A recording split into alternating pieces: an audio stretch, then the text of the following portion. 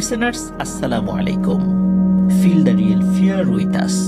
সত্যিকারের ভয়ের ঘটনার অনুভূতি পেতে আফনান দ্য হরর ওয়ার্ল্ডের সাথেই থাকুন।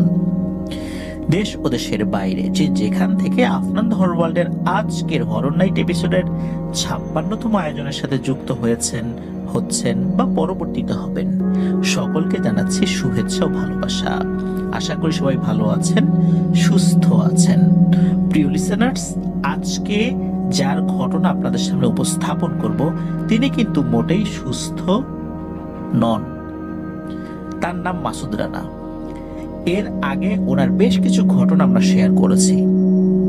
এর মধ্যে উল্লেখযোগ্য ঘটনা হচ্ছে ঈসা আসা। আপনার সেই ঘটনাটি অনেকেই প্রশংসা করেছিলেন। আমি যখন আজ মাসুদ রানা ভাইয়ের সাথে ফোনে কথা বলি এই ঘটনা সম্পর্কে আরো কিছু জানার জন্য, কারণ আমার কিছু জানার দরকার ছিল, তখন আমি খেয়াল করলাম উনি ভালো করে কথা বলতে পারছেন না। কথা একদমই জড়িয়ে আসছে, কথা বোঝাও যাচ্ছে না ভালো করে। আমার কাছে তখন সন্দেহ হলো। আমি জিজ্ঞেস করলাম যে আপনি এভাবে কথা বলছেন কেন, আপনার কোনো সমস্যা হয়েছে? তখন উনি আমাকে যে বিষয়টা বললেন তা রীতিমতো আটকে ওঠার মতো ঘটনা। উনি 24 দিন টোটালি সেন্সলেস অবস্থায় ছিলেন। ওনার মাথার বাম পাশে এমন আঘাত লেগেছে, ওই অংশে হাড় বলতে কিছুই নাই। মাথার ব্রেইনে মারাত্মকভাবে ওনার আঘাত লেগেছে। একটা বাইক দুর্ঘটনার কারণে ওনার প্রাণ চলে যাওয়ার মতো অবস্থা হয়েছিল। ওনার সাথে ছিলেন খালিদ। ইতিপূর্বে তার পাঠানো অন্য ঘটনাগুলোতে খালিদের নামের রেফারেন্স কিন্তু আছে, আমার যতটুকু মনে হচ্ছে আর কি, যতটুকু মনে পড়ে। আর এই দুর্ঘটনাটি যেখানে ঘটেছিল সেটা হচ্ছে ওখানকারই উলিপুরের ভূতের বাজার নামক একটা জায়গা রয়েছে, সেখানে। ওখানে রহস্যজনকভাবে অনেক আগে থেকেই অনেক দুর্ঘটনা ঘটে। এই যে আমি আজ কথা বলছি 10ই মার্চ 2025, 9ই মার্চ 2025 ওই ভূতের বাজার ওখানে মারাত্মক আরেকটা দুর্ঘটনায় 2জন কিশোর মর্মান্তিকভাবে নিহত হয়েছেন। অনেকেই কিন্তু সেই ছবি দেখেছেন বা বিভিন্ন মিডিয়াতেও সেটা এসেছে। ঠিক একই রকম ভাবে ওনারাও দুর্ঘটনায় পতিত হয়েছিলেন। মাসুদ রানা ভাইয়ের সাথে কথা বলার একটা পর্যায়ে উনি জানালেন যে দুর্ঘটনার আগ মুহূর্তে উনি রহস্যময় কিছু বিষয়ের অস্তিত্ব টের পেয়েছিলেন। তবে ওনার শারীরিক যে অবস্থা তাতে ওনার সাথে দীর্ঘক্ষণ কথা বলার মতো অবস্থা আসলে উনি ছিলেন না, ওই অবস্থায় উনি ছিলেন না। যার কারণে আমি বললাম যে আপনি সুস্থ হন, ইনশাল্লাহ আপনার সাথে এই বিষয়ে আমরা পরে কথা বলবো। তো যদিও বা আমি তার পাঠানো ঘটনা সম্পর্কে জানার জন্য প্রশ্ন করেছিলাম, কিন্তু ওনার এই অবস্থার প্রেক্ষিতে খুব বেশি কথা বলা আমার পক্ষে সম্ভব হয়নি। তারপরও মেইন কথাটা আমি বলে ওনার সাথে কথাটা শেষ করি। ওনার শারীরিক অবস্থা সম্পর্কিত বিবরণগুলো আমরা আমাদের পেজ এবং গ্রুপের পোস্টে দিয়ে দিব, আমাদের চ্যানেলের কমিউনিটি পোস্টেও ইনশাল্লাহ আমরা সেটা দিয়ে দিব।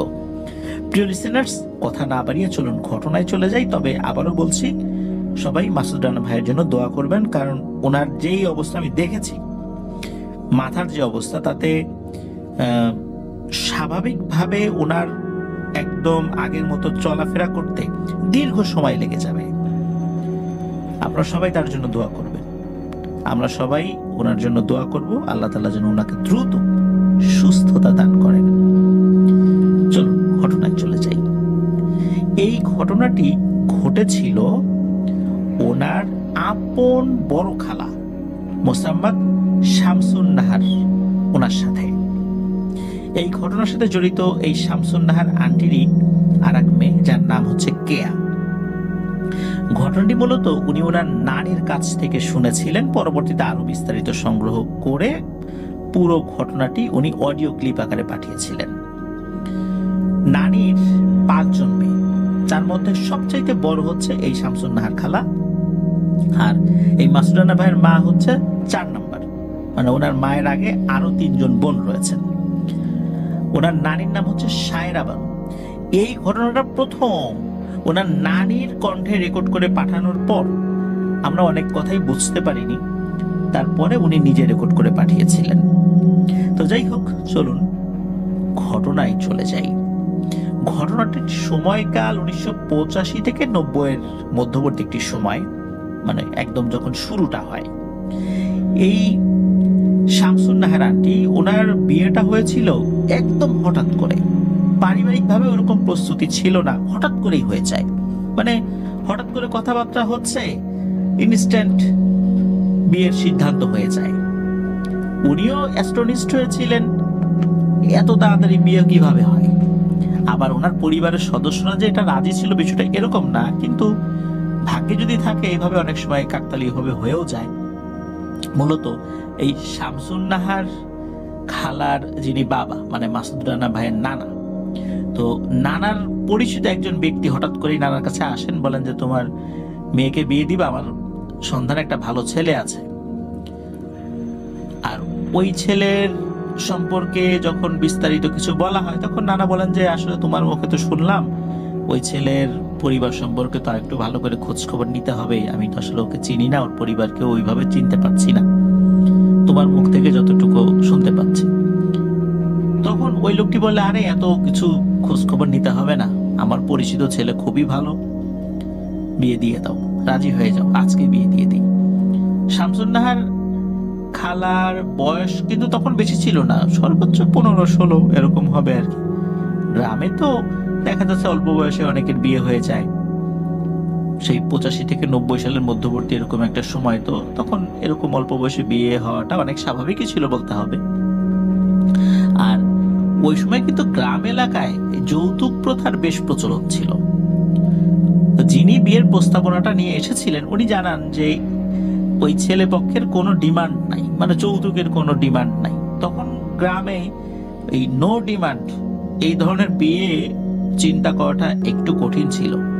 এখনো যে যৌতুক নেওয়া হয় না তা কিন্তু না, ইনিয়ে বিনিয়ে ঘুরিয়ে পেঁচিয়ে বিভিন্ন ভাবে খুশি করে দেওয়ার কথা, খুশি হয়ে দেওয়ার কথা, যে খুশি হয়ে যা দিবেন সেটাই নিব, জোর জবরদস্তি নাই, এরকম ইনিয়ে বিনিয়ে ঘুরিয়ে পেঁচিয়ে কিন্তু যৌতুক এখনো নেওয়া হয়। কিন্তু ওই জায়গাতে কোনো যৌতুকের প্রসঙ্গ ছিল বলে কিচ্ছু দিতে হবে না। এতে করে পরিবারের সদস্যরা অবাকই হন। আর যেহেতু নো ডিমান্ডের একটা ব্যাপার ছিল, মানে কোনো কিছু তারা নেবেন না, তাই ওনারাও ওই বিষয়টাতে খুব একটা আপত্তি করেন নাই। আর গ্রামের বাড়ি খুব বেশি দূরে ছিল না, একদম কাছাকাছি ছিল। তো বাড়িটা ছিল হলো চর ঠুটা পাইকর নামক স্থান, যারা ওই এলাকায় আছেন তারা চিনতে পারবেন আর কি। তো বিয়ে হয়ে যায়। আর বিয়ের সময় বলা হয় যে ছেলে আপাতত এখন বউকে তুলে নিয়ে যেতে পারবে না, মাসখানেক এই বাড়িতেই থাক, পরে আলাদাভাবে ঘরটর তুলে তারপর নিয়ে যাবে। তো এই বিষয়ে তারা সম্মতি দেন, যেহেতু হঠাৎ করে বিয়ে হয়ে গেছে, অতটা আয়োজন করা হয়নি। বিয়ের রাত্রে খালু তার শ্বশুর বাড়িতে, মানে এই খালার বাড়িতেই রয়ে যান। এরপর প্রায় 2 মাস হয়ে যায়, খালাকে কিন্তু উঠিয়ে নিয়ে যাওয়ার কোনো নাম নিশানাই পাওয়া যাচ্ছে না। 2 মাস স্বাভাবিকই ছিল, খালু কোনো সমস্যা ছিল না। তো খালুর নাম ছিল হচ্ছে কেরামত খালু। 2 মাস পর খালুর আচার আচরণে অদ্ভুত রকমের পরিবর্তন আসতে থাকে। এমনিতে যে খালু কোনো নেশা জাতীয় দ্রব্য উনি গ্রহণ করতেন বিষয়টা এরকম না, উনি বিড়ি সিগারেট পান এগুলো কিছুই খেতেন না, কিন্তু ওনার আচার আচরণ হঠাৎ করে এগ্রেসিভ, মানে খুব আক্রমণাত্মক হতে থাকে। মেজাজ খুব তিরিক্ষি হয়ে থাকে, অল্প কথায় তার মেজাজ বিগড়ে যায়, এমন একটা অবস্থা, ওনার সাথে কথাই বলা যায় না। 2 মাস পর এরকম অবস্থা হতে হতে এমন একটা পর্যায়ে যায় যে কথায় কথায় খালার গায়ে হাত তুলতেও খালু দ্বিধাবোধ করেন না।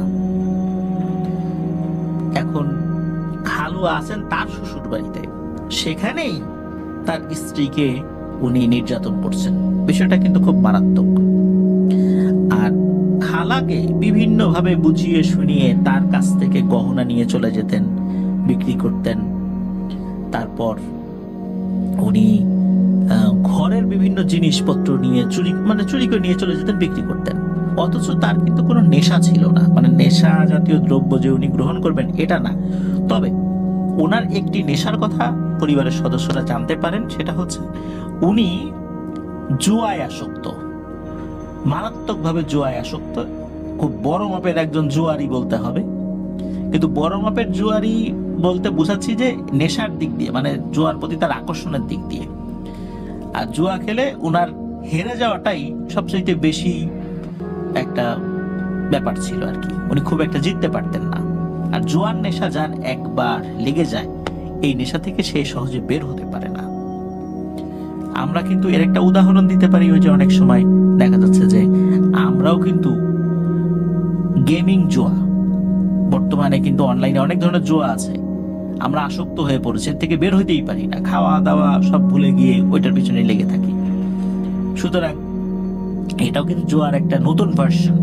সুতরাং যে এই জুয়া কিন্তু একটা নেশা, এই নেশায় পড়ে গেলে মানুষের সংসার কিন্তু টিকিয়ে রাখা খুবই মুশকিল হয়ে যায়, যেটা খালুর ক্ষেত্রেও হচ্ছিল।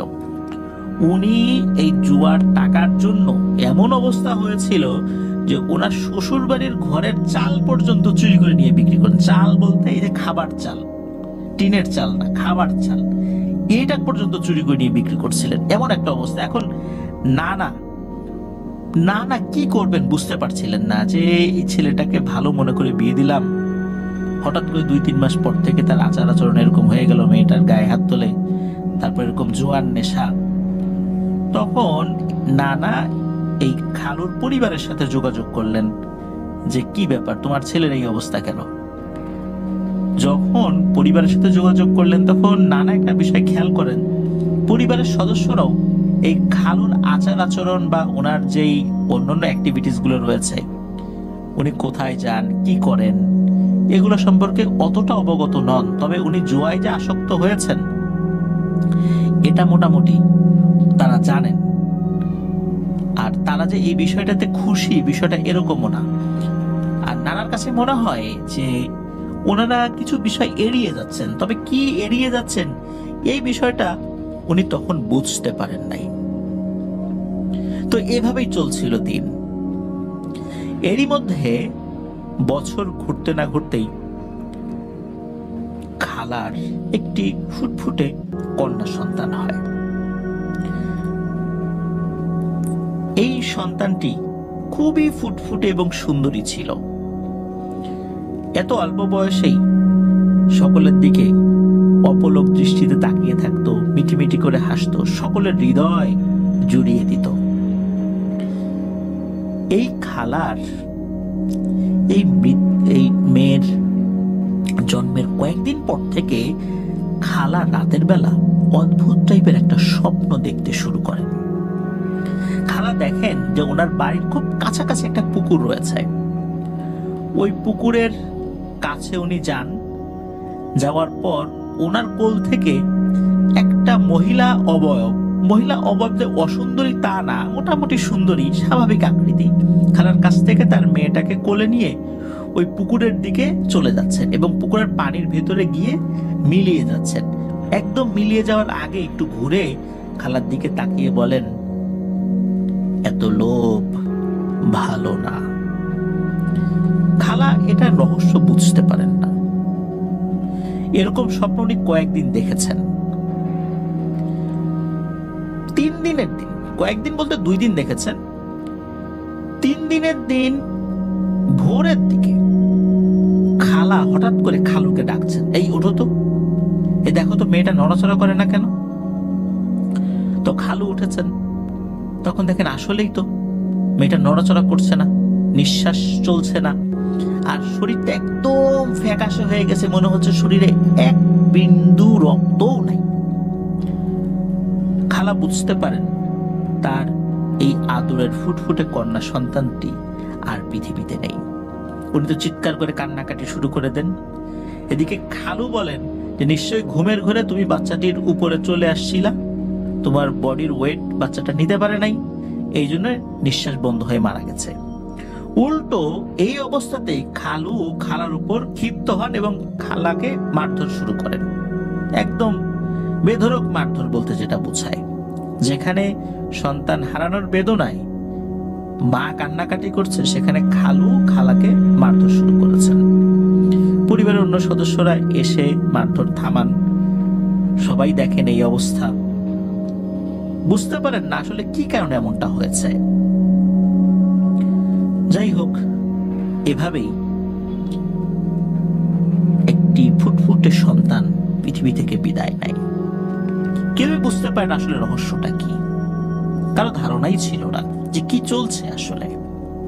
এর কয়েকদিন পর দেখা যায় এই খালু বেশ বাজারঘাট করে নিয়ে আসছেন, বেশ কিছু জিনিসপত্র কিনে নিয়ে আসছেন, তার হাতে টাকা পয়সা আছে। এমনিতে তো টাকা পয়সা তার থাকে না, ওই জুয়া খেলে সব টাকা উড়িয়ে ফেলেন, আর থাকেন শ্বশুর বাড়িতে। আর এই অবস্থা তো চলছিল, এর মধ্যে যখন খালুর হাতে এরকম টাকা পয়সা, তারপর বাজারঘাট যখন দেখেন খালা, এই শামসুন্নাহার খালা, তখন ওরা তো সন্দেহ লাগে যে কি ব্যাপার, তুমি এত টাকা পেলে কোথায়? জুয়া খেলে নিশ্চয়ই টাকা জিতছ। তখন খালু বলেন, না ওরকম কিছু না, একটা কাজ করছি, কাজ করে পাইছি। আর খালুর সাথে খালা খুব বেশি কথা বলতে পারতেন না, উনি ওই তিরিক্ষি মেজাজের ছিলেন, অল্পতেই রেগে যেতেন আর গায়ে হাত তুলতেন, এজন্য খুব বেশি কথাও বলা যেত না। তো যাই হোক, এভাবেই কিন্তু সময় যেতে থাকে। মাঝে মাঝে হয় কি, এই যিনি খালু, এই যে কেরামত খালু, উনি একটু স্বাভাবিক আচরণ করেন, আবার খুব অস্বাভাবিক আচরণ। তো এইভাবেই চলছিল দিন। তো এর মধ্যে আবার খালাকে উনি ওনার বাড়িতে নিয়েও আসছিলেন। খালা শ্বশুর বাড়িতে থাকা শুরু করেন। বেশ কিছুদিন পর খালু অদ্ভুত রকমের কিছু আচরণ শুরু করেন। মনে হচ্ছে যে ওনার আচরণটা স্বাভাবিক না। আসলে এটা যে কেমন আচরণ, এটা ওইভাবে ভাষায় প্রকাশ করা খুব কঠিন ব্যাপার। আর এরই মধ্যে খালা আবার গর্ভবতী হন।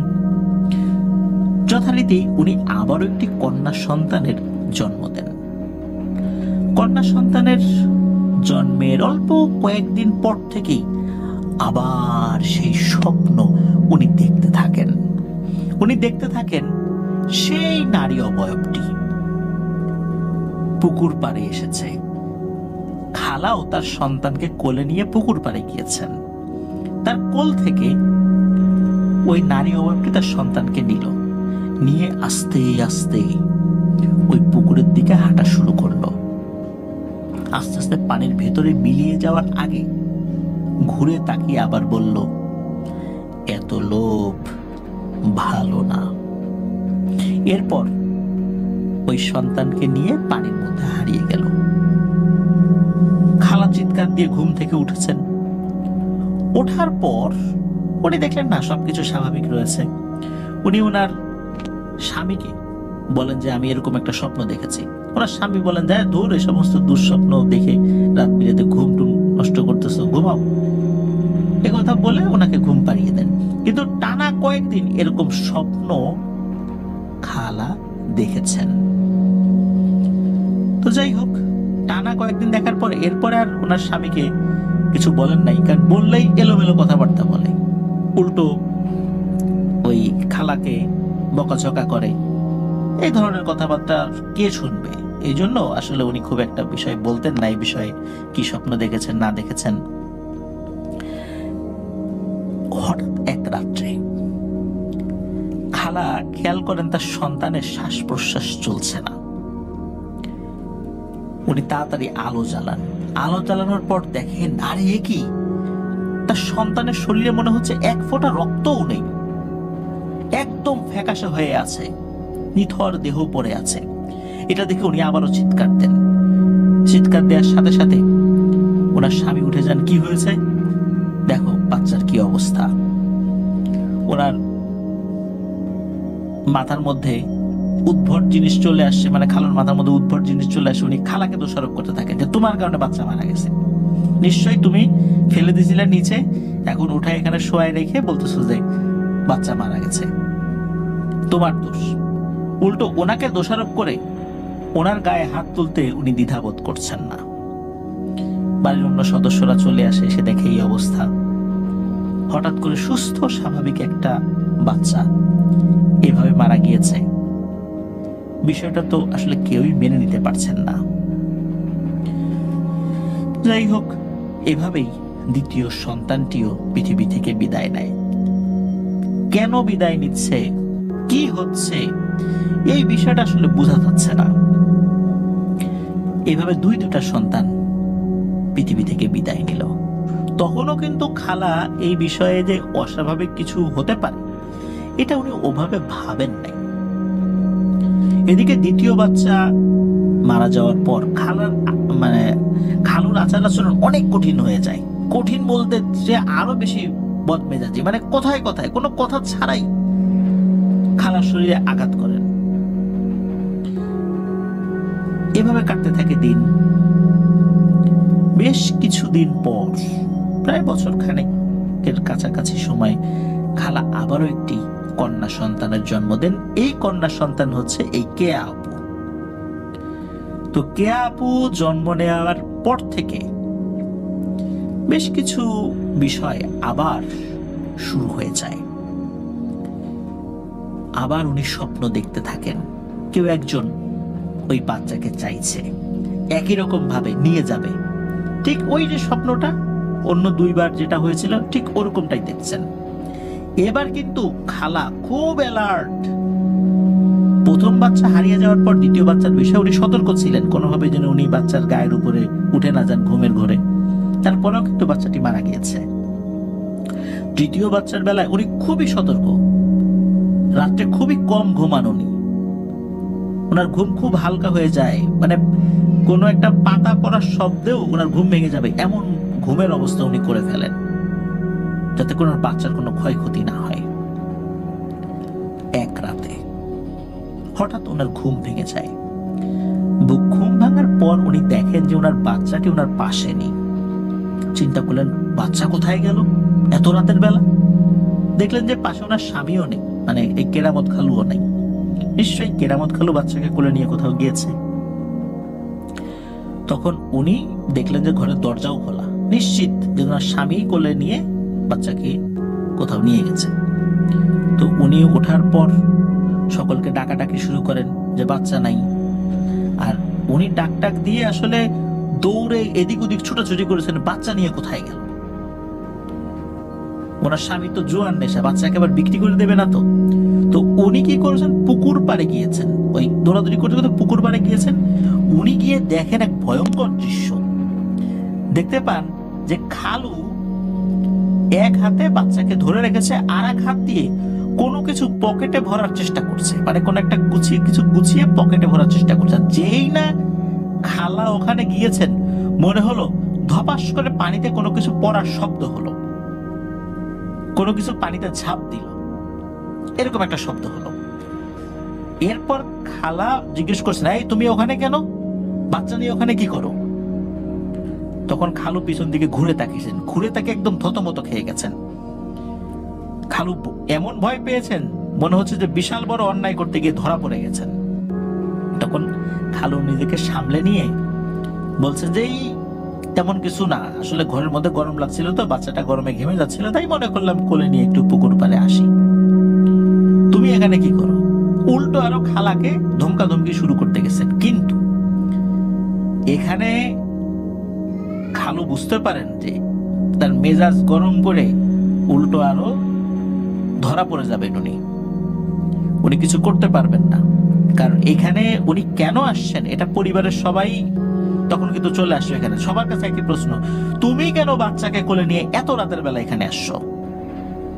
এটা তো তোমার কাজ না, তুমি তোমার বউকে ডাকতে পারতা, তোমার বউকে সাথে নিয়ে আসতা, তুমি কেন কোলে নিয়ে আসলা? বাচ্চার প্রতি তোমার এত দরদ আগে তো কখনো দেখিনি।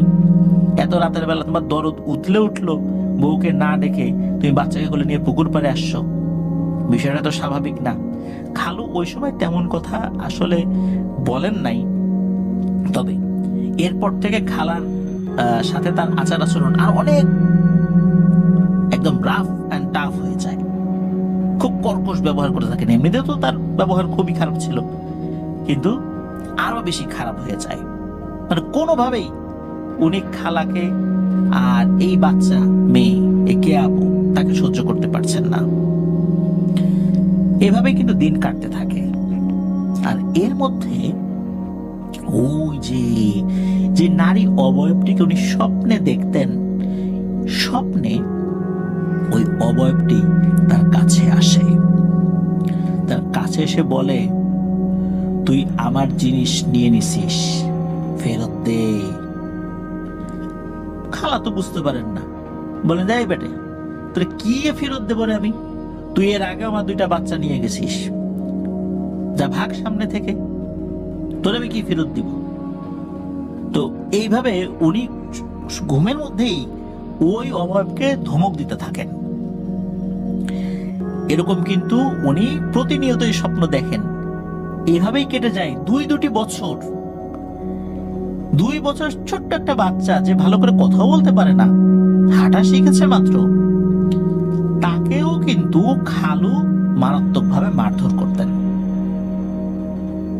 মানে তার আচার আচরণ এই লেভেলে পৌঁছেছিল। যাই হোক, এরকম তো চলছিল, আর উনিও স্বপ্নের মধ্যে এই জিনিসটা দেখছেন। একদিন কি হয়, দিনের বেলা খালা ওই পুকুরটাতেই কাপড় ধুতে গিয়েছেন।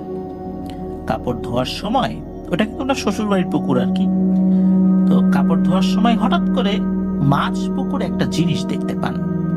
উনি দেখতে পান যে একটা ড্যাগের মতো কিছু একটা চকচক চকচক করছে, এরকম একটা জিনিস মাছ পুকুরে ভাসছে।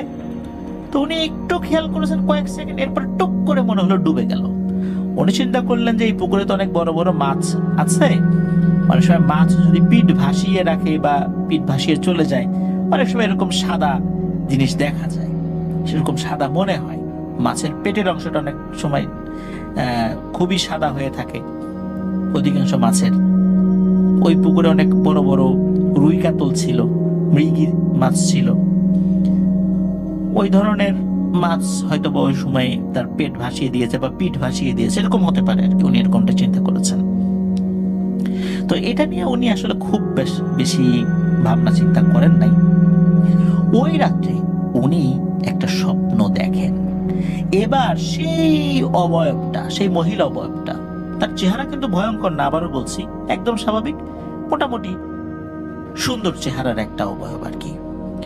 সেই অবয়বটা স্বপ্নের মধ্যে আসে। স্বপ্নের মধ্যে দেখা যায় যে এই খালা উনি ওই পুকুরের ওখানে দাঁড়িয়ে আছেন, ওই মহিলা দাঁড়িয়ে আছে ঘাটে, তার পেছনে 7টা বড় বড় ড্যাগ, এবং প্রত্যেকটা ড্যাগের উপর বড় বড় কোলা ব্যাঙ বসে আছে। দেখা যাচ্ছে যে ওই ড্যাগের ভেতর থেকে বেশ অনেক কিছু ঝকমক ঝকমক করছে, মনে হচ্ছে ভিতরে অনেক দামি কিছু আছে। ওই মহিলা বলছে যে, শামসুন নাহার, তুই আমার জিনিস কিন্তু নিয়ে গেছিস, আমার শিকার এখন তোর কাছে, তোর বাচ্চাকে আমাকে দিয়ে দে, আর এখান থেকে যা লাগবে সব নিয়ে নে, তোর ইচ্ছা মতো নিয়ে নে, কত সম্পদ লাগবে সব নিয়ে নে। স্বপ্নের মধ্যেই এই শামসুন নাহার খালা বলছে, যাই বেটি, তোর কিভাবে মনে হইলো আমি আমার বাচ্চাকে তোর কাছে দিয়ে দেব আর তোর কাছ থেকে আমি ধন সম্পদ নিব? তুই কি আমারে ফকির মনে করছিস? আমি গরিব হইতে পারি, কিন্তু এতটা গরিব না যে আমি আমার সন্তানকে তোর কাছে দিয়ে তোর কাছ থেকে আমি ধন সম্পদ নিব, যা ভাগ এখান থেকে। এইভাবে উনি কিন্তু খুব কর্কশ ভাষায় ওই অবয়বটার সাথে প্রতিবার কথা বলতেন। এরপর ঘটে আরো একটি ভয়ঙ্কর ঘটনা। মাঝরাতে এই শামসুন নাহার খালা উনি ঘুম থেকে উঠে পড়েন ওয়াশরুমে যাওয়ার জন্য। ওই রাত্রে ওনার স্বামী মানে কেরামত খালু উনি বাসায় ছিলেন না, ওনার পাশে এই কে আবু ঘুমিয়েছিলেন, 2 বছর বয়সী বাচ্চা। উনি বাচ্চাকে একা রেখেই ওয়াশরুমে গিয়েছেন। তো ওয়াশরুমে যাওয়ার পর কলে এসে ওনার যে ঘরে যে মানে বাড়ির উঠানোর পাশে যে কলপার ছিল, ওই কলপারে এসে উনি হাত মুখ ধুবেন, অজু করবেন, অজু করে উনি তারপরে ঘরে ঢুকবেন আর কি। উনি অজু করছেন আর ওই কলের পানিটা গড়িয়ে একটা জায়গায় একটা গর্তের মতো আছে, একটা ডোবার মতো আছে, সর্বোচ্চ 3 হাত গভীর ওই ডোবা, একদম ছোট একটা ডোবা। ওই ডোবার ওখানে ওই পানিগুলো চলে যায়। উনি অজু করার পর যখন মাথাটা উঁচু করে ঘুরবেন, উনি খেয়াল করেন ওই ডোবার পাশে সেই অবয়বটা দাঁড়িয়ে আছে, যেই অবয়বটাকে উনি স্বপ্নে দেখতেন। ওটা দেখার সাথে সাথে ওনার ভয়ের থেকে রাগ হয় বেশি, কারণ ওই অবয়বটাকে উনি স্বপ্নে দেখেছেন, বারবার ওনার বাচ্চাকে চায়। উনি ভয় পেয়েছেন, এটা সত্য, কিন্তু প্রচন্ড রাগ হয় যে এইটা এবার আমার সামনে আসছে। তবে আরো একটি বিষয় উনি দেখতে পান, সেটা হচ্ছে ওই অবয়বটার পেছনে 7টা ড্যাগ। ড্যাগের উপরে কোলাব্যাং ওই সময় ছিল না, কোলাব্যাং না থাকলেও ওই ড্যাগের উপরে কোনো ঢাকনা ছিল না, ওর ভেতরে বেশ স্বর্ণ বা এই টাইপের কোনো কিছু, পয়সার মতো কিছু একটা দেখা যাচ্ছিল, যেগুলো উপচে পড়ছে, চকচক চকচক করছে। তখন ওই অবয়বটা বলছে, তোকে তো আমি সবসময় স্বপ্নে দেখা দেই, এবার আমি সামনাসামনি আসছি, নে তোর যা লাগে নিয়ে যা, তবুও তোর সন্তানকে দিয়ে দে।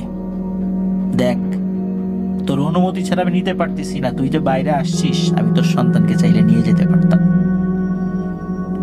কিন্তু তোর অনুমতি ছাড়া তো নিতে পারি না, এখানেই আমার সীমাবদ্ধতা। তুই তোর সন্তানকে দিয়ে দে, আর যা লাগে নিয়ে যা। তুই কিন্তু আমার অনেক বড় ক্ষতি করে ফেলতেছিস, ইতোমধ্যে অনেক বড় ক্ষতি করে ফেলছিসও। তাড়াতাড়ি তোর সন্তানকে দে, আর যা লাগে নিয়ে বড় লোক হয়ে যা।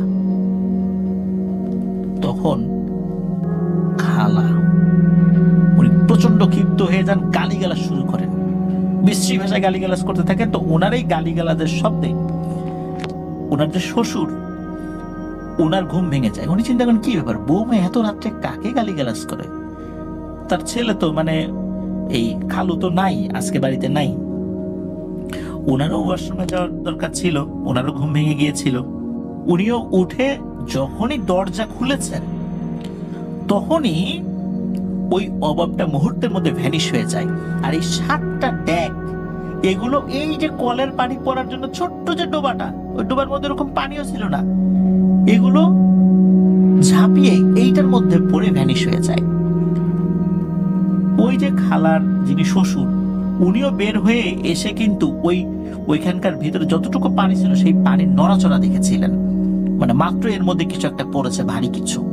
কিন্তু এর মধ্যে কিন্তু কোনো ড্যাগ বা কোনো কিছুর অস্তিত্ব আর পাওয়া যাবে না, এটাই স্বাভাবিক। খালা শ্বশুর এসে জিজ্ঞেস করেন, কি রে মা, কি হয়েছে, তুই রাতের বেলা এইভাবে চিল্লাচিল্লি করতেছিস?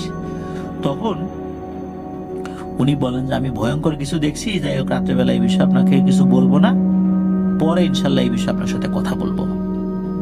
তো এটা কিন্তু ওনার শ্বশুরের সাথে এতটুকু কথা উনি বলেছেন।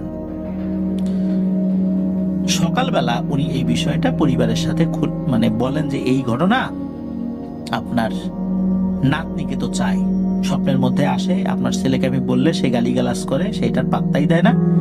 আমি যে রাত্রেবেলা বের হয়েছিলাম, এই যে এরকম এরকম জিনিস দেখছি, আপনি আসছেন তখন এই ঘটনা ঘটছে। তখন পরিবারের সদস্যরা চিন্তিত হয়ে পড়ে, আসলে ব্যাপারটা কি হচ্ছে। তাহলে কি আগের 2 বাচ্চার মৃত্যুটা অস্বাভাবিক ছিল? তারা তো চিন্তা করছে হয়তো অন্য কোনো কারণে মারা গেছে, কিন্তু এখানে নিশ্চয়ই অন্য কোনো ব্যাপার রয়েছে। ওই রাত্রে ঘটে আরো একটা ঘটনা। ওই রাত্রেও কিন্তু এই কেরামত খালু বাসায় ছিলেন না। গভীর রাত্রেবেলা ওনাদের তো টিনের বেড়া ছিল ঘরের, টিনের বেড়ার জানালার যেই পাশটা, ওখানে টক টক করে শব্দ করেছে।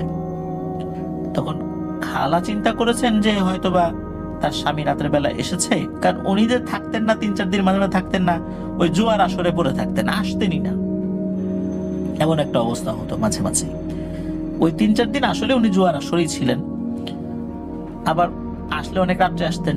তো খালা চিন্তা করেছেন যে রাতের বেলা হয়তো বা দরজা ঠকঠক করে পায় না, এই জন্য একদম যেখানে বিছানা, উত্তর দক্ষিণ বরাবর একটা বিছানা ছিল, ওই বরাবর এসে টিনের ওখানে টকটক শব্দ করেছেন যাতে করে ঘুম ভেঙে যায়। তো উনি আবার জিজ্ঞেস করছেন, এই কে? তখন ওই পাশ থেকে বলে, এই আসিস, আস্তে চিল্লাস না, আমি হচ্ছি সেই মহিলা, তোর স্বপ্নে আমি আসি, গত রাত্রেও তোর সাথে আমি দেখা করছিলাম ড্যাগ নিয়ে, ভুলে গেছিস? আয় আয় বাইরে আয়, তোর সাথে আমার কথা আছে, ভয় পাস না, আয় না, বাইরে আয়। তখন খালা বলেন, তুই দাঁড়া, আমি আসতেছি। এই বলে খালা ঘরে থাকা বড় একটা রামদা নিছেন, রামদা নিয়ে বের হয়েছেন। বের হয়ে দেখেন ওই অভাবটা দাঁড়ায় আছে। উনি রামদা নিয়ে ওইটা তাড়া করছেন যে, বেটি তোর এত বড় সাহস, তুই আমার 2 বাচ্চাকে খাইছিস, আবার আসছিস আমার এই বাচ্চা নেওয়ার জন্য, দাঁড়া, আজকে তোকে আমি কেটে টুকরো টুকরো করব। এই বলে উনি ওইটারে করছেন ধাওয়া, আর ওই অভাবটা পুকুরের দিকে দৌড়াচ্ছে। ওনার এই চিৎকারে ওনার শ্বশুর শাশুড়িরও ঘুম ভেঙে যায়, তারা উঠে পড়ে। তারা দরজা খুলে দেখে বেটার বউ পুকুরের দিকে দৌড়াচ্ছে একটা রামদা নিয়ে। অন্ধকারে যতটুকু বোঝা যাচ্ছিল আর কি, তারাও পিছনে ধাওয়া করেন। আর ওই অভাবটা কি করে, ওই পুকুরে ঝাঁপিয়ে পড়ে অদৃশ্য হয়ে যায়। উনি তো গালি দিচ্ছেনই ওনার মতো করে, যে এইবার আসছে আমার বাচ্চাকে নিতে, আয়, আবার আয়, এই রামদা দিয়ে তোর কয় টুকরা কর, দেখ তুই এত সাহস, পালালি কেন, আয়, থাকতি আমার সামনে। এইভাবে উনি ওনার মতো করে বলে যাচ্ছেন। তো যাই হোক, এই পর্যন্ত কিন্তু মোটামুটি একটা লেভেলে ছিল। এরপরে যে ব্যাপারটা ঘটে সেটা আরো মারাত্মক। এর 2-3 মাস মোটামুটি স্বাভাবিক ছিল আর কি, ওই রকম কোনো সমস্যা হয়নি। এরপর হয় আর একটা ঘটনা, সেটা হলো এই খালা কেয়া আপুকে নিয়ে পুকুর ঘাটে গিয়েছেন। কেয়াপুর বয়স তখন 2 বছর 3-4 মাস হয়ে গেছে আর কি, এরকম কাছাকাছি বয়স। তো এই বয়সী বাচ্চারা তো গ্রামে দেখা যাচ্ছে খুব চটপটে স্বভাবের হয়, খুব চঞ্চল স্বভাবের হয়। সে বায়না ধরেছে মায়ের সাথে পুকুরে যাবে, নিয়ে গেছেন, মা নিয়ে গেছেন। দিনের বেলায় তো সমস্যা কি, উনি পুকুর ঘাটে কোন একটা কাজ করছিলেন, হয়তো বা কাপড় ধুচ্ছিলেন বা বাসন মাজছিলেন, কিছু একটা করছিলেন। তো এই সময় আবার কে আপু বলছেন যে, মা তোমার সাথে আমি পুকুরে নামবো। তখন বলছেন যে, আচ্ছা ঠিক আছে মা, তুমি একটু দাঁড়াও, আমি কাজটা শেষ করে নিই। তো কে আপু বসছেন, মায়ের পাশেই বসছেন। তো মায়ের সাথেই পুকুরে নামছেন, মায়ের কোলেই আছে, তবে খুব অল্প পানিতে। যেখানে কে আপু উনি গলা পর্যন্ত পানি হয় আর কি, যেখানে তার মায়ের হয়তো বা হাঁটু পর্যন্ত পানি হয়। এরই মধ্যে যে ভয়ঙ্কর ঘটনাটা ঘটে সেটা হলো, মনে হলো কেউ একটা হ্যাচকা টানে কে আপুকে তলিয়ে নিল। আল্লাহর কি অশেষ রহমত, ওই সময় তার মা খপ করে কে আপুকে যখন ধরতে গিয়েছে, কে আপুর হাতটা ধরে ফেলে। এদিকে কে আপু কিন্তু পানির নিচে, আর কে আপুর মা শামসুন নাহার খালা, উনি কে আপুর হাত ধরে টানছেন। মনে হচ্ছে প্রচন্ড শক্তি দিয়ে কে আপুকে টেনে নিয়ে যাচ্ছে। এদিকে কে আপু পানির নিচে, আর শামসুন নাহার খালা উনি তো চিৎকার করছেন, এই কে কোথায় আসো, আমার মেয়েকে নিয়ে গেল, আমার মেয়েকে নিয়ে গেল। যেহেতু বাসা একদম কাছাকাছি, এই অল্প সময়ের মধ্যেই লোকজন চলে আসে। লোকজন আসার সাথে সাথে পুকুরে ঝাঁপিয়ে পড়ে কে আপুকে ধরতে পারেন। আর তখনই মনে হলো কোনো জিনিস ছেড়ে দিল।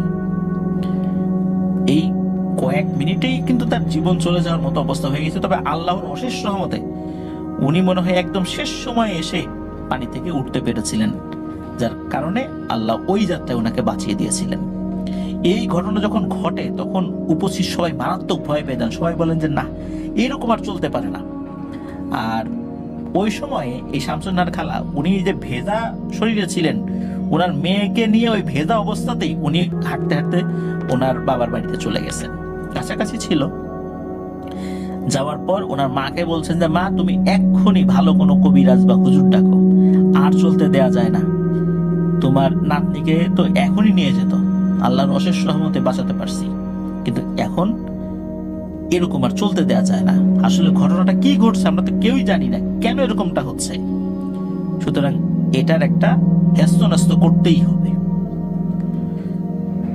তখন উপস্থিত ভাবে একজন হুজুরকে ডেকে নিয়ে আসা। উনিও বেশ ভালো মানের একজন হুজুর ছিলেন আর কি। তো হুজুর আসেন, হুজুর আসার পর এই বিষয়ে সবকিছু শোনেন। শোনার পর উনি কয়েকদিন সময় নেন যে ঠিক আছে, আমি এই বিষয়টা নিয়ে একটু জানার চেষ্টা করি, আমার জিনদের কাছ থেকে আমি একটু দেখি যে ব্যাপারটা কি হয়েছে। তো হুজুর চলে গেছেন। ওই 2-3 দিনে কোনো সমস্যা নাই, কোনো স্বপ্ন উনি দেখছেন না বা অন্য কোনো কিছু হচ্ছে না। এদিকে পরের দিনই হুজুরের আসার কথা ছিল। হুজুর আর আসে না। আর ওই 90 সাল বা 88, 89, 90 সাল বা আশেপাশের এই সময়গুলোতে তো এরকম ফোন, সেলুলার ফোন বা মোবাইল ফোন সবার হাতে ছিল না। সবার হাতে ছিল না বলতে ওই সময় বাংলাদেশে আসেই নেই এই মোবাইল ফোনগুলো।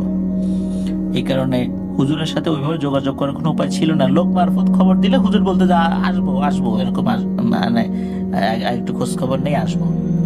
3-4 দিন পর হুজুর আসে। এর মধ্যে এই মা মেয়েকে নেয়ার জন্য খালু আসছেন। ওই দিন আবার হুজুর আসছেন। তখন হুজুর এসে বলছে, এটা কে?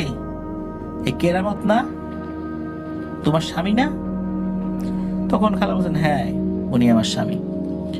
হুজুর এমন রেগে কেরামত খালুর দিকে তাকিয়ে আছেন, মনে হচ্ছে ওনার চোখ দিয়ে রক্ত ঝরবে, মানে এত মানে রাগ কেরামত খালুর উপরে। তখন অন্য লোকজন বলতেছেন যে হুজুর কি হয়েছে বলেন না। তখন হুজুর বেশ রেগে গিয়ে বলে ওঠেন, আরে আমি কি বলবো, কেরামতকে জিজ্ঞেস করো, সব কথা তো ও জানে, আমার বলার কি আছে? কি কেরামত জানো না তুমি? তুমি তো সব জানো, না বোঝার ভান করো, চিৎকার চেঁচামেচি করো, রাগ করো, যাতে করে কেউ কিছু বুঝতে না পারে, তাই না? বলো, সব বলো। কেরামত খালু তো কিচ্ছু বলতেছে না, না আমি কিছু জানি না, আমি কিছু জানি না। তখন উপস্থিত যারা ছিল কেরামত খালুর উপর চড়াও হয়, মারতে উদ্যত হয়। তখন কেরামত খালু বলেন যে আচ্ছা আচ্ছা আমি বলছি, সব কথা বলছি। এর ভিতরে আবার হুজুর বলছে, তুমি যদি বলো তাহলে কিন্তু আমি পরিস্থিতি সামাল দিতে পারবো এখানকার, কিন্তু আমি যদি বলা শুরু করি তাহলে এখানকার পরিবেশ পরিস্থিতি স্বাভাবিক থাকবে না, বাঁচতে পারবা কিনা সন্দেহ, এই জন্য তুমি বলো নিজের মুখে। হুজুর মুখে এই কথা শোনার পর উনি নিজে থেকে বলা শুরু করেন। উনি যেটা বলেন সেটা খুবই ভয়ঙ্কর একটি ব্যাপার। উনি বলেন যে বিয়ের আগে বেশ বছরখানেক ধরে ওই চর ছোট পাইকার ওইখানকারই আর একজন কবিরাজ ছিল, তার সাথে তার ভালো সম্পর্ক ছিল, বেশ ভালো সম্পর্ক ছিল। ওই কবিরাজের একটা বাইসাইকেল ছিল, বাইসাইকেলে করে নিয়ে কেরামত খালুকে ঘুরিয়ে বেড়াতেন। কেরামত খালুর বয়স কিন্তু বেশি না, ওনার তো হঠাৎ করে বিয়ে হয়ে গেছে, ওনার বয়স সর্বোচ্চ 25 বছর ছিল আর কি। ওই কবিরাজের সাথে আসা যাওয়া করে, কবিরাজের বিভিন্ন কাজে সাহায্য সহযোগিতা করে। কবিরাজও এই কেরামত খালুকে কিছু টাকা পয়সা দিতেন। কবিরাজের পাশ ছাড়তেন না কেরামত খালু। আর কেরামত খালু এমনিতে বেশ উড়নচণ্ডী হলেও উনি মানুষ হিসাবে ওই সময় খারাপ ছিলেন না। তার কোনো নেশাও ছিল না, পান বিড়ি সিগারেট কিচ্ছু না। ওই সময় তার জোয়ার নেশাও ছিল না, একদম স্বাভাবিক। কিন্তু উনি ঘরে ওনার মন বসতেন না আর কি, ঘুরে বেড়াতো এই আর কি। তো এই কারণে ওই কবিরাজের সাথে সম্পর্ক হয়। তো কবিরাজের সাথে তার এই সম্পর্কের প্রেক্ষাপটে কবিরাজের সাথে বিভিন্ন বিষয় নিয়ে আলাপ আলোচনা সবসময় চলতো। কবিরাজ তাকে টুকিটাকি বিভিন্ন বিষয় শিখিয়েছিলেন। এক পর্যায়ে এই কবিরাজ খালুকে একটা কাজের দায়িত্ব দেন, বলেন যে আসছে পূর্ণিমার রাত্রে তুমি এখানে একটা জায়গা আছে, এখানে যাবা। জায়গাটা বলে দেয় কোথায়। ওইখানে যাওয়ার পর গভীর রাত্রে তুমি 3-4টা নারী অবয়ব দেখতে পাবা। তুমি দেখতে পাবা যে তারা একদিকে ঘুরে আছে, তুমি পেছন থেকে যাবা, আস্তে আস্তে পা টিপে টিপে যাবা, এর মধ্যে থাকা যে কোনো একটা মহিলার মাথায় তুমি খপ করে ধরবা, চুল ধরবা, এরপর একটা হ্যাচকা টান দিবা, যে কোনো 1-2টা চুল যেন হাতে চলে আসে, ছিঁড়ে চলে আসে, তাতেই হবে, খুব বেশি আসতে হবে সেটা এরকম না। এরপর তুমি হেঁটে চলে আসবা।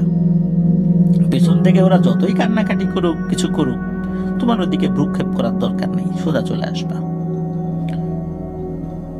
কেরামত খালু বলেন আচ্ছা ঠিক আছে যাবো। এর মধ্যে তো আসলে কবিরাজের কাছে থেকে বিভিন্ন বিষয় সম্পর্কে উনি জেনেছেন, প্যারানরমাল বিষয় সম্পর্কে তার আগ্রহ সৃষ্টি হয়েছে, এটা উনি বেশ এক্সাইটেড ছিলেন, হাসি মুখেই রাজি হয়ে যান। তবে উনি কবিরাজের কাছ থেকে জেনে নিয়েছিলেন স্পেশালি কোন নারী অবয়বের চুলে উনি খপ করে ধরবেন। হলুদ ড্রেস পরা একটা নারী অবয়ব উনি বলে দেন, চাঁদের আলোতে হলুদ ড্রেসটা বোঝা যাবে। নর্মালি কিন্তু চাঁদের আলোতে লাল হলুদ এগুলো বোঝা বেশ কষ্ট হয়, কিন্তু তখন স্পষ্ট বোঝা যাবে, লালও বোঝা যাবে, হলুদও বোঝা যাবে। কেরামত খালু ওই রাত্রে ওই জায়গার কাছে একটা ঝোপ ছিল, ঝোপের মধ্যে আশ্রয় গ্রহণ করেন। আগে থেকে গিয়ে ওই ঝোপটা পরিষ্কার করে রাখছেন, যাতে করে বেশ ভালো মতো ওখানে বসে থাকা যায় দীর্ঘ সময়। তো রাতের বেলা চলে গেছেন, চাঁদনি রাত, অনেক দূর পর্যন্ত স্পষ্ট বোঝা যাচ্ছে। ওটা একটা বড় খাল বিলের মতো ছিল আর কি একটা জায়গা। ওখানে গিয়ে বসে আছেন অনেক রাত। হঠাৎ করে উনি মহিলাদের হাসাহাসির শব্দ শুনতে পান। উনি দেখতে পান 4-5টা নারী অবয়ব পেছন দিকে, মানে তিনি যেদিকে তাকিয়ে আছেন ওই দিকে পিঠ দিয়ে বসে আছে, গল্প করছে, হাসি ঠাট্টা করছে আর কি। কবিরাজের কথা মতো উনি আস্তে আস্তে পা টিপে টিপে ওই যে হলুদ ড্রেস পরা একটা নারী অবয়ব, ওইটার চুলে গিয়ে খপ করে ধরছেন এবং চুল হ্যাচকা টান দিয়েছেন। ওই হ্যাচকা টানে কয়েকটা চুল উঠেও আসে। এরপর উনি ঘুরে সোজা হাঁটা ধরছেন। এরপর পেছন থেকে খুব করুণ কান্নার স্বর বলতে থাকে যে আমার চুলগুলা দিয়ে দেন, আপনি আমার চুল নিয়ে যাচ্ছেন, আমি কিন্তু বিশাল বিপদে পড়ে যাব, আমার জীবন সংশয়, আপনি জানেনও না যে আমি কি বিপদে পড়তে যাচ্ছি, আমি চিরতরে বন্দী হয়ে যাব, আমার সাথের সঙ্গীরা ওরা তো পালিয়ে চলে গেছে, আমার আর যাওয়ার উপায় নাই, এই চুলগুলা দিয়ে দেন। এই যে কান্নাকাটি করছে ক্রমাগত, ওদিকে কবিরাজ তো বলে দিয়েছিল খবরদার ওদের দিকে তাকাবা না আর চুল ফেরত দিবা না, সোজা আমার কাছে নিয়ে আসবা চুল। এদিকে এরকম কান্নাকাটি শুনে একটা পর্যায়ে কেরামত খালু পেছন দিকে ঘুরে থাকেন। ঘুরে তাকিয়ে উনি খুব একদম অবাক হয়ে গেছেন বলতে হবে। এত সুন্দরী একটা নারী তার সামনে দাঁড়ানো, ক্রমাগত কান্নাকাটি করছে, দুহাত জোর করে বলছে যে আপনাকে দেখে মনে হয় আপনি খারাপ মানুষ না, আপনাকে ভুল বুঝিয়ে পাঠানো হয়েছে, আপনি বুঝতেই পারছেন যে আমি কোনো মানুষ না, আমি পড়ি, আমার নাম নাসরিন, আপনি যে আমার চুল নিয়ে যাচ্ছেন, আপনি কি জানেন যে আমার চুল দিয়ে কি করা হবে? আমাকে চিরতরে বন্দি করে ফেলা হবে, আমার ইচ্ছার বিপরীতে অনেক কাজ করানো হবে, এই কাজের ভাগিদার আপনিও হবেন। আল্লাহর কাছে কি জবাব দিবেন আপনি? আমার চুলগুলা দিয়ে দেন, আপনার কাছে দোহাই লাগে, আল্লাহর দোহাই লাগে, দিয়ে দেন। এ কথা বলার পর কেরামত খালুর মনটা নরম হয়, উনি চুলগুলো ফেরত দিয়ে দেন। ফেরত দেওয়ার পর ওই যে নাসরিন পরি, উনি ওই চুলগুলো হাতে নিয়ে জাস্ট তার মাথার সাথে একটু টাচ করেছে, আর কিছু না। এরপরে বলে যে আপনাকে অসংখ্য ধন্যবাদ, আপনি এখন যেতে পারেন, আমি চলে যাচ্ছি। আপনি যদি আমাকে এই চুলগুলো ফেরত না দিতেন, আমি কখনোই আমার গোত্রে ফেরত যেতে পারতাম না, আমি এভাবে ঘুরে বেড়াতাম এবং মানুষের দাস হয়ে যাইতাম। তো তাকে ধন্যবাদ জানিয়ে পরি চলে যান। এদিকে কি হয়, সকালবেলা কেরামত খালু উনি ওই কবিরাজের সাথে দেখা করেছেন। কবিরাজ বলছে কি ব্যাপার, চুল কই? তখন কেরামত খালু কিন্তু কবিরাজকে কিছু বলেন নাই, বলেন যে কই না তো, কেউ তো আসে নাই। কবিরাজ বলেন না, এটা হইতেই পারে না, ওইখানে তো আসার কথা। কেরামত খালু বলেন না তো, কেউ আসে না, আমি সারা রাত বসে মশার কামড় খেতে খেতে অবস্থা খারাপ, ফজরের আজান দিলে চলে আসছি। কবিরাজ কিন্তু এই বিষয়ে আর কেরামত খালুকে সন্দেহ করেন। এরপর থেকে কেরামত খালুর জীবনে অদ্ভুত রকমের পরিবর্তন শুরু হয়ে যায়। তখন পর্যন্ত শুধু কেরামত খালু একটু উড়নচণ্ডী স্বভাবের ছিলেন, এই নেশা পানি বা জুয়া টুয়া এইসবের মতো উনি ছিলেন না। এরপর থেকে কেরামত খালু উনি অন্যরকম হয়ে যেতে থাকেন। কেরামত খালু বলতে থাকেন যে এর পরের রাত্রে উনি ওনার ঘরে ঘুমিয়ে আছেন, হঠাৎ করে জানালার কাছে ওই টিনের বেড়ায় টক টক শব্দ হয়। শব্দ হওয়ার পর উনি জিজ্ঞেস করেছেন এই কে ওখানে? তখন ওই পাশ থেকে বলে যে আমি সেই গত রাত্রে আপনার সাথে যা দেখা হয়েছিল, আমি নাসরিন পড়ি, আপনার ভয়ের কোনো কারণ নাই, আপনি বাইরে আসেন, আপনার সাথে আমার কথা আছে, আপনি ভালো মনের মানুষ। বের হয়ে এসে দেখেন সেই পরীটা। এমনিতেও আসলে রাত্রেবেলা তাকে দেখার পর থেকে সারা দিন তার মনের মধ্যে ওই পরীর চেহারাটাই বারবার ভেসে উঠছিল। মানুষ এত সুন্দর হয় এই চিন্তা করছিলেন আর কি উনি। পরীক্ষার সাথে তার দেখা হয়, রাতের বেলা ঘর থেকে বাইরে বের হয়েছেন আর কি, অনেক কথা হয়, বিভিন্ন ধরনের কথাবার্তা হয়, এবং পরি তখন জানায় যে আপনি তো কবিরাজের কথা মতো আসছিলেন, এই কবিরাজ লোক ভালো না, তার সাথে চলাফেরা করার দরকার নেই, আর আপনি আমার চুল ফেরত দিয়ে আপনি আমার নতুন জীবন ফেরত দিছেন, আমি কথা দিচ্ছি আপনাকে ছেড়ে আমি কখনো ইনশাল্লাহ যাব না, আর আপনাকে ভালো লেগে গেছে, আমি আপনার সাথেই থাকতে চাই, তাতে যদি পরিস্থানের সাথে আমার সম্পর্ক ত্যাগও করা লাগে আমি তাই করব, কিন্তু আপনাকে ছেড়ে কোথাও যাব না। একথা শুনে কেরামত খালু খুশি হন। এরপর বিভিন্ন সময় প্রথমবার নাকি পরিস্থানে নিয়ে গেছেন, 2-3 ঘন্টা রেখে আবার ফেরত দিয়ে গেছেন, এরপর 2-3 দিন রেখে ফেরত দিয়ে গেছেন, এরপর মাসখানেক রেখে ফেরত দিয়ে গেছেন। অদ্ভুত ব্যাপার হলো যে ওখানে যাওয়ার পর উনি কি দেখেন সব ভুলে যান, আসার পরে কিছু বলতে পারেন না, খালি বলেন যে পরিস্থানে গেছিলাম, কিন্তু কিছু বলতে পারেন না উনি, একদম ভুলে যান, কিচ্ছু মনে নাই ওনার। মাঝে মাঝে বাড়ি থেকে এরকম উনি গায়েব হয়ে যেতেন, পরিবারের সদস্যরা খুঁজতো, আবার থেকে গেল উনি ফেরত আসছেন। তো একবার কি হয়, উনি রাতের বেলা ঘুমিয়ে আছেন, ঘরের দরজা ভেতর থেকে বন্ধ, সকালবেলা উনি তো দরজা খুলছেন না, বাড়ির সদস্যরা ডাকাডাকি করে নাই নাই নাই, উনি ঘরেও নাই, পরিবারের সদস্যরা দেখে ঘরের দরজা ভিতর থেকে বন্ধ, কেরামত খালু নাই। এই যে উনি নাই, উনি যে কোথায় যান এটা নিয়ে কিন্তু পরিবারের সদস্যরা বিভিন্ন ওঝা কবিরাজের কাছে গিয়েছিলেন। শুধু এতটুকু বলা হয়েছিল যে তার সাথে একটা পরীর সম্পর্ক আছে, কিন্তু সেটা কোথায় গেছে, সে পরিস্থানে গেছে বা কোথায় আছে, কি করতেছে, এই বিষয়ে কোনো জিনেরা তথ্য দিতে পারছে না। কারণ যেই তাকে নিয়ে গেছে সে এমন একটা মায়াজাল সৃষ্টি করে নিয়ে গেছে, কোনো জিনেরা এই কেরামত খালুর অবস্থান শনাক্ত করতে পারছে না, সে জীবিত আছে না মৃত এটাও বলতে পারে না। অনেক সময় তো দেখা যায় যে সে কোথায় আছে, জিনেরা বলতে পারে যে সে পরিস্থানে বন্দী আছে, এটা সেটা, কিন্তু কেরামত খালুর বিষয় এই বিষয় মানে এই সংক্রান্ত কোনো তথ্য দিতে পারে না। তো যাই হোক, উনি তো ঘরের ভিতরে নাই। এভাবে কেটে যায় 1 মাস। ওই ঘরের দরজা ওনারা বাইরে থেকে পরে লক করে দিয়েছেন, কারণ ঘরের দরজা ভেঙে তো ভিতরে ঢুকছিলেন আর কি। 1 মাস পর সকালবেলা ঘরের ভিতরে কোনো কিছু শব্দ এই পরিবারের সদস্যরা শুনতে পান। তারা কাছে গিয়ে দেখেন, ওই জানালা দিয়ে দেখেন যে কেরামত খালু ভিতরে শুয়েছে। তাড়াতাড়ি করে ঘরের দরজার তালা খুলে ওনারা ভিতরে ঢোকেন। উনি সবাই দেখেন যে একদম শরীর দুর্বল হয়ে গেছে, শুকিয়ে গেছে, মনে হচ্ছে অনেকদিন খায় না। উনি ঘুম থেকে ওঠেন, ওঠার পরে বলেন যে আমাকে কিছু খাবার দাও, আমি খুব ক্ষুধার্ত। তো পরিবারের সদস্যরা তাকে খাবার দেন, কিন্তু আসলে উনি বলতে পারেন না যে উনি কোথায় ছিলেন, এটা উনি ভুলে যান। এরপর একজন ভালো হুজুরকে ডেকে নিয়ে আসা হয়। হুজুরকে ডেকে নিয়ে আসার পর হুজুর ওনার উপরে ওই নাসরিন পরীকে হাজির করান।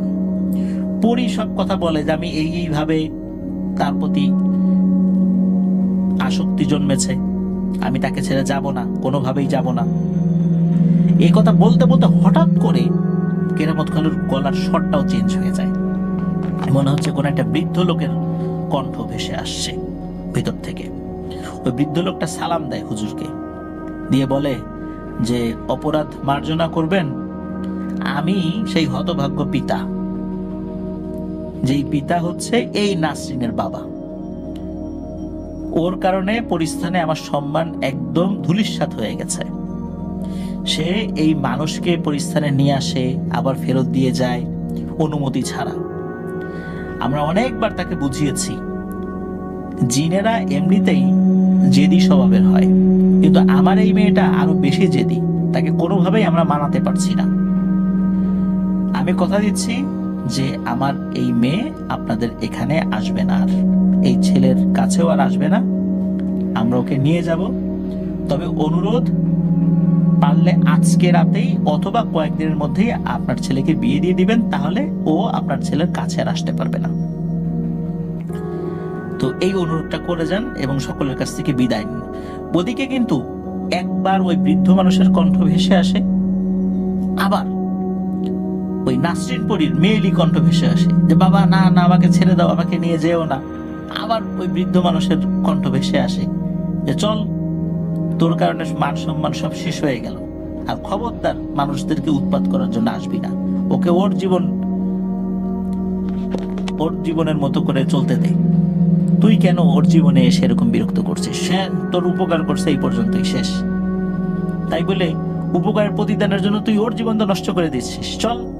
তো এইভাবে কিন্তু ওই দ্বৈত কণ্ঠে একই শরীরের ভিতর থেকে কথা আসতে থাকে। তো যাই হোক, একটা পর্যায়ে কথা থেমে যায়।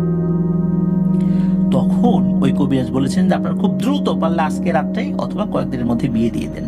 এই যে এর পরেই খুব দ্রুততার সাথে খালুকে এই শামসুন নাহার খালার সাথে বিয়ে দেওয়া হয়েছিল।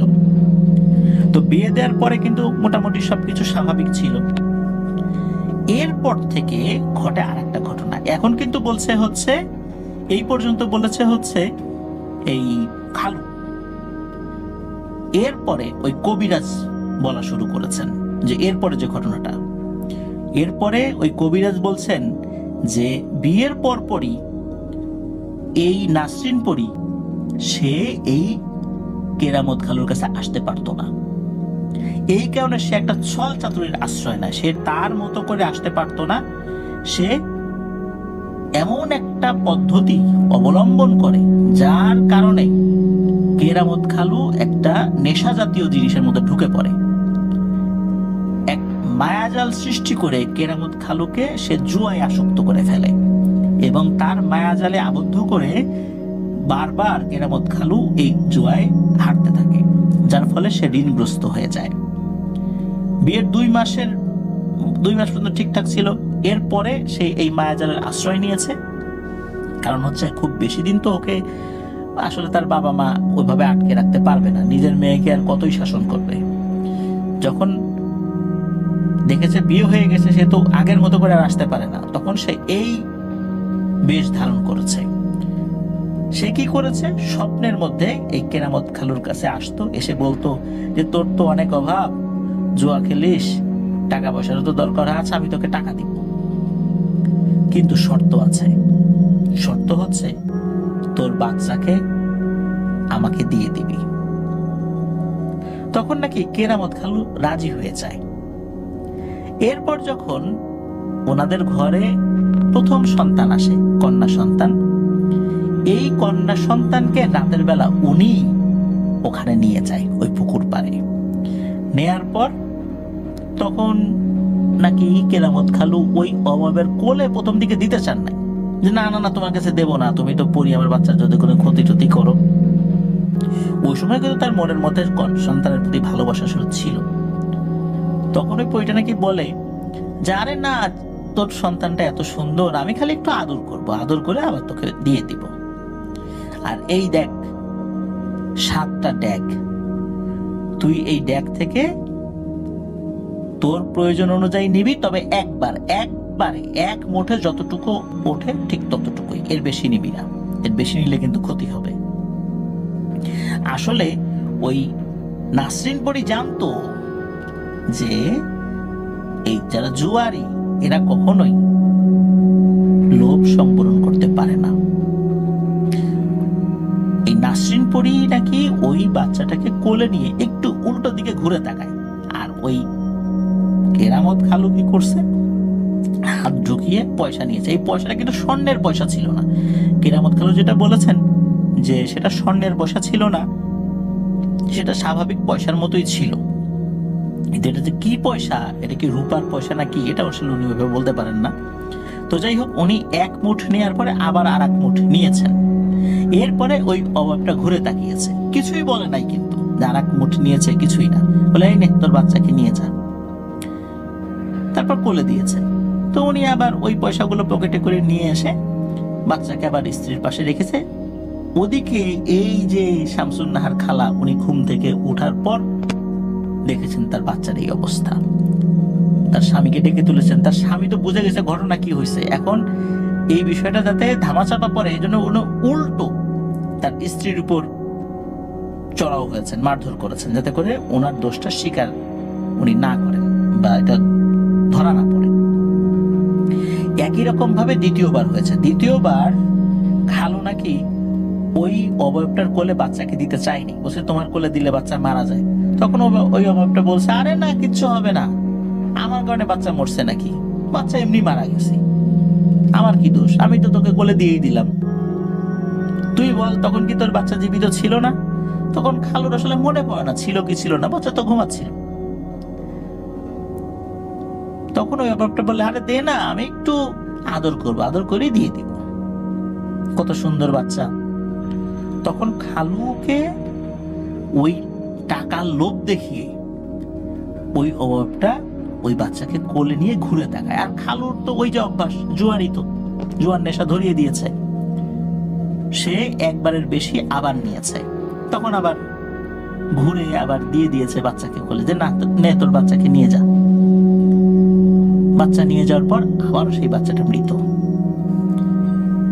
এরপর থার্ড টাইম এই যে কেয়াব, তার বেলায় একই ঘটনা ঘটেছে, কিন্তু এইবার ধরা পড়ে গেছে।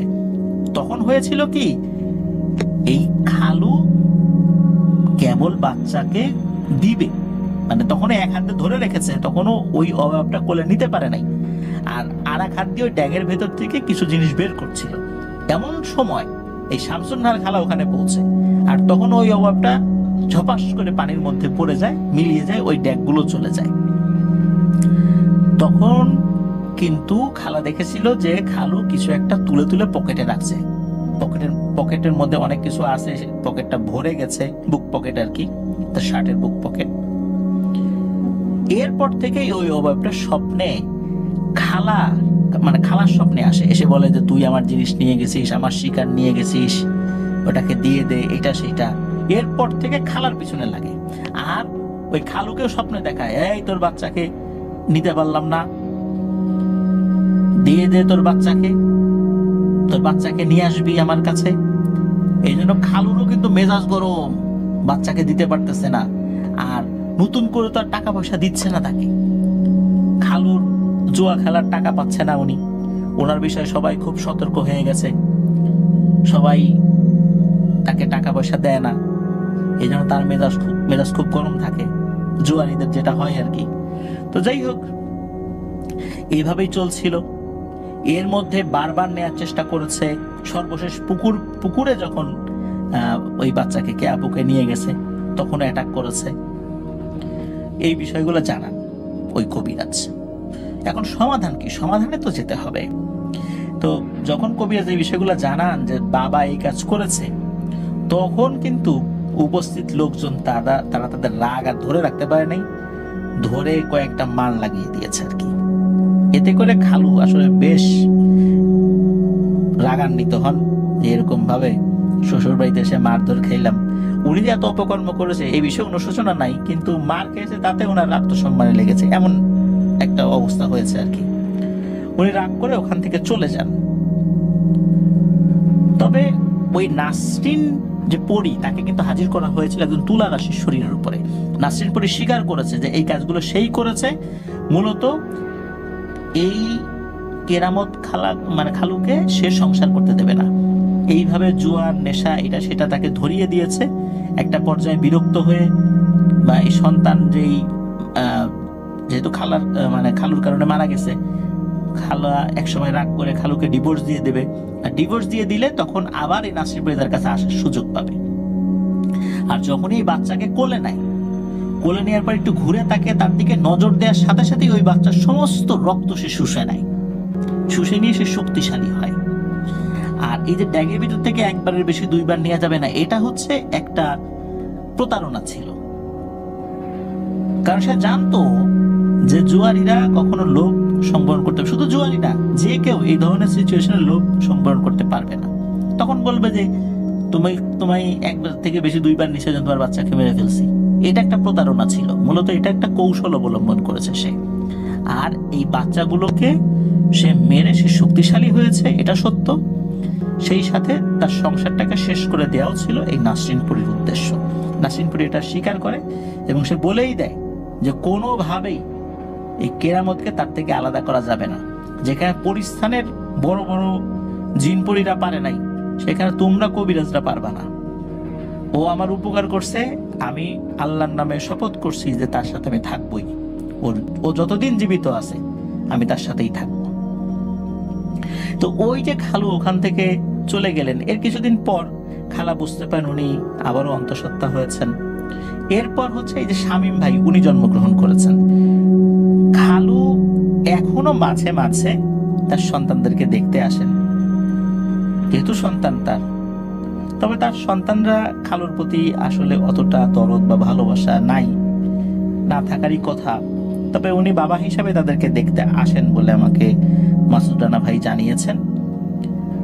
আর খালু কিন্তু এখনো অস্বাভাবিক, ওনার ওই যে জোয়ার যে ব্যাপারটা উনি এখনো ছাড়তে পারেন নাই। শোনা যায় যে এখনো ওই নাসরিন পুরীর সাথে ওনার যোগাযোগ রয়েছে, যেহেতু ওনার সাথে শামসুন্নাহার খালার সাথে ওনার ডিভোর্স হয়ে গেছে। আর উনি তো মুক্ত, উনি নতুন করে আর কোনো সংসার করতে পারেন নাই, আর পারবেন কিনা সেটাও নিশ্চিত না। আর নাসরিন পুরী উনি যাবার আগে জানিয়েছেন যে যেহেতু এই মেয়েটাকে আমি নিতে পারলাম না, যেহেতু ধরা পড়ে গেছি, আমিও বলে দিচ্ছি এই মেয়েটার আমি সহজে বিয়ে হতে দেব না। একে আপুর বর্তমান বয়স 28 বছর, 28 থেকে 30 বছরের মধ্যে এরকম হবে আর কি। ওনার এখনো বিয়ে হয়নি, অনেক বিয়ের কথা আসে, কথা হয়, শেষ মুহূর্তে কোন এক কারণে বিয়ে ভেঙে যায়। এখনো কিন্তু এই কে আপু এই অবস্থাতেই আছেন। আর এই যে শামীম ভাই, ওনার তো এখনো আসলে বিয়ে করার মতো অবস্থা ওনার হয়নি। তবে কে আপুর প্রতি ওই নাসরিন পুরীর একটা ক্ষোভ রয়েছে, যেহেতু তাকে নিতে পারে নাই, এই কারণেই তার সাথে এই একটা সমস্যা রয়ে গেছে আর কি। তা আমরা দোয়া করি যেন দ্রুত সেই সমস্যা কেটে যায়। আর মাসুদ ভাই জানিয়েছিলেন যে খালুর কোনো বক্তব্য এই বিষয়ে, খালু আসলে মানে ওনার জায়গা থেকে আসলে কি হয়েছিল, আরো কিছু তথ্য জানা যায় কিনা, এই বিষয়ে মাসুদ রানা ভাই কোনো তথ্য নিতে পারেন নাই। খালুর সাথে ওনার মাঝে মাঝে দেখা হয়, এমনি সালাম দেয়া, কেমন আছো, ভালো, এতটুকুই হয় আর কি, এর বাইরে আর কিছু হয় না। খালুর মা বাবা মারা গেছেন, বেশ অনেকদিন হয়ে গেছে ওনারা মারা গেছেন। তো এইভাবেই চলছে, এইভাবেই একটি সংসার ভেঙে গেছে। দুইটা সন্তান, নিষ্পাপ সন্তান পৃথিবী থেকে চলে গেছে, আর একটা সন্তানের বিয়ে হচ্ছে না, এভাবেই চলছে। প্রিয় লিসেনার্স, আমরা দোয়া করব যেন কে আপুর খুব তাড়াতাড়ি খুব ভালো জায়গায় যেন বিয়ে হয়, উনি স্বাভাবিকভাবে উনি ওনার জীবনযাপন করতে পারেন। আর খালুর জন্য দোয়া করব। আসলে উনি তো একটু বাউন্ডুলে প্রকৃতির থাকলেও শুরু থেকেই তো ওনার এই সমস্যা ছিল না, মূলত একটা বিষয়ের প্রেক্ষাপটে ওনার মধ্যে এই বিষয়টার সৃষ্টি হয়েছে। তার জন্য দোয়া করব আল্লাহ তাআলা ওনাকেও স্বাভাবিক জীবনযাপন করার তৌফিক দান করেন, যেন এই বিষয় থেকে উনি দ্রুত বের হয়ে আসতে পারেন। আল্লাহ সেই তৌফিক দান করুক। এই নাসরিন পরিরূপ বোধোদয় হোক, তার কারণে একটা পরিবার পুরো ধ্বংস হয়ে যাচ্ছে। আসলে তাকে অনেক বুঝিয়েও সেই হুজুর বুঝাতে সক্ষম হন নাই, কারণ সে খুব জেদি পুরি। এই জন্য আজকের ঘটনার শিরোনাম আমরা দিয়েছি জেদি পুরি। প্রিয় লিসেনার্স, আজকের এপিসোড এ পর্যন্তই ছিল। ইয়াসার বইটি যারা এখনো সংগ্রহ করতে পারেননি তারা কিন্তু অনায়াসে রকমারি থেকে সংগ্রহ করে নিতে পারেন। রকমারির লিঙ্কটা আমাদের এই ভিডিওর ডেসক্রিপশনে দেওয়া রয়েছে। প্রিয় লিসেনার্স, আমাদের এই মাসুদ রানা ভাইয়ের বর্তমান অবস্থা, ওনার যে ছবিগুলো, এগুলো আমরা পোস্ট করে দিব, ইনশাল্লাহ আপনারা সেটা দেখতে পাবেন। আশা করব আমরা সবাই সতর্কতার সাথে ড্রাইভ করব, আর যেই জায়গাগুলোতে এই সমস্যা রয়েছে সেই জায়গা দিয়ে যাওয়ার সময় আয়াতুল কুরসি পাঠ করব, তাতে করে ইনশাআল্লাহ এই ধরনের সমস্যা থেকে আমরা হেফাজত থাকব। এছাড়া আরো কিছু দোয়া রয়েছে, গাড়িতে ওঠার সময় যেই দোয়াগুলো থাকে সেটা আমরা পড়ব। আর এই ধরনের সমস্যার ক্ষেত্রে যদি আমরা বেঁচে থাকতে চাই, আল্লাহ তাআলার হেফাজত বা আশ্রয় কামনা করি, আউযু বিকালিমাতিল্লাহিত তাম্মাতি মিন শাররি মা খালাক। তো এই দোয়াটা আমরা পড়ব, আশা করছি ইনশাআল্লাহ আল্লাহ তাআলা আমাদেরকে হেফাজত করবেন। প্রিয় লিসেনার্স, আজকের এপিসোড এ পর্যন্তই রাখতে হচ্ছে। সবাই ভালো থাকবেন, সুস্থ থাকবেন, আমার জন্য দোয়া করবেন, আমার পরিবারের জন্য দোয়া করবেন, আপনাদের জন্য দোয়া রইল, আপনাদের পরিবারের প্রত্যেকের জন্য দোয়া রইল। মহান আল্লাহ সুবহানাহু ওয়া তাআলা আমাদেরকে ভালো রাখুন, সুস্থ রাখুন, নিরাপদে রাখুন, আপনার ওয়ার্ল্ডের সাথে রাখুন। আসসালামু আলাইকুম। প্রিয় লিসেনার্স, আসসালামু আলাইকুম। Feel the real